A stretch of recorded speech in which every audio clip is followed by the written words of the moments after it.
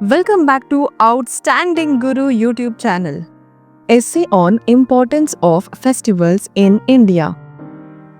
Festivals in India hold great importance because they reflect the rich culture, traditions, and unity of our country.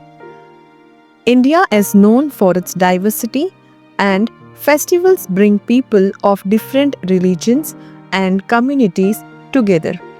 Whether it is Diwali, Holi, Christmas, Eid, or Pongal, each festival teaches us values like love, respect, and harmony.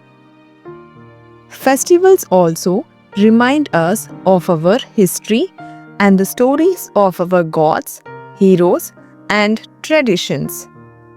They give us a chance to spend time with our family, enjoy delicious food, and take part in prayers and celebrations. Festivals spread happiness, strengthen relationships, and help us stay connected to our cultural roots.